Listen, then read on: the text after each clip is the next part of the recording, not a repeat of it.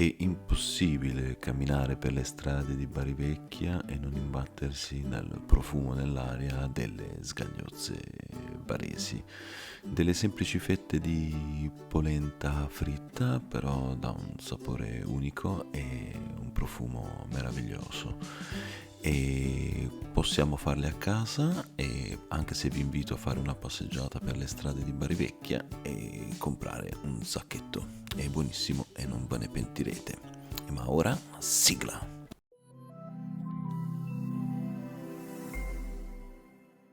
Gli ingredienti sono soltanto due, ovvero un litro di acqua e 250 grammi di polenta istantanea. Quindi andiamo a rivestire lo stampo di plum cake con della carta forno e vi lascio il link in descrizione dello stampo. Quindi ora vado a rivestire il più aderente possibile allo stampo con la carta e adesso faccio bollire l'acqua e dopo qualche minuto ci vado ad aggiungere un pizzico di sale e poi mano a mano verso a pioggia, un po' alla volta, mescolando sempre continuamente con una frusta, vado a inserirci la polenta, quindi così un po' alla volta mescolo e vado a cuocerla per un 3-4 minuti finché raggiunge una consistenza bella soda. Quindi mescolo, non bisogna mai fermarsi e continuo mano a mano ad aggiungere la polenta.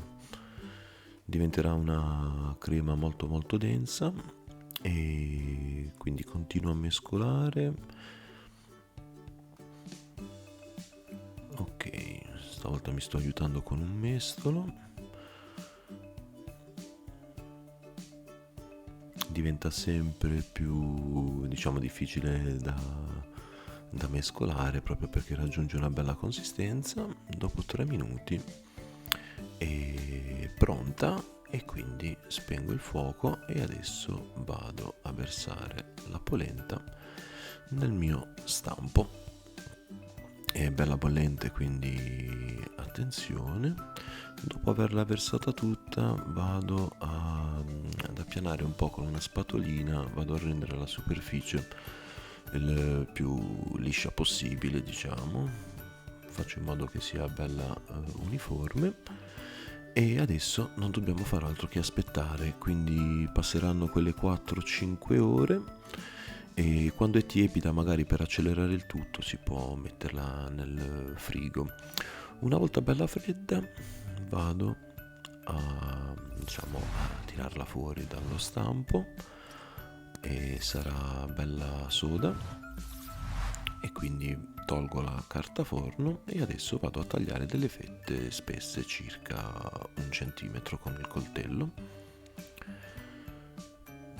quindi una alla volta. Faccio delle fette che non siano troppo sottili perché poi potrebbero rompersi e adesso le vado a suddividere in triangolini, quindi le divido in due.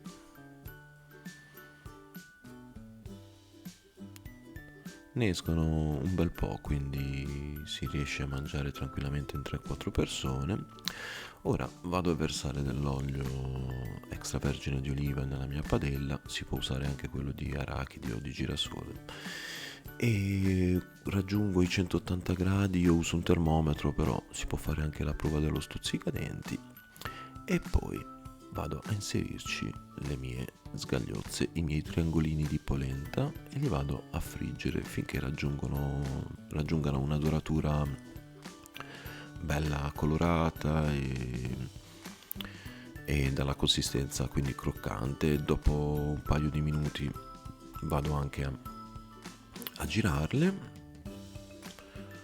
e quindi come vedete è molto molto semplice. Eccole qui mentre stanno friggendo e quindi una volta che hanno raggiunto una doratura ottimale le vado a mettere sul piatto e si potrebbero mangiare anche così, sono buonissime. Io ci ho messo sopra dei salumi e vi assicuro che sono buonissime, non avevano manco bisogno di aggiunta di sale, quindi vi invito a provare e fatemi sapere se vi sono piaciute e al prossimo video. Ciao!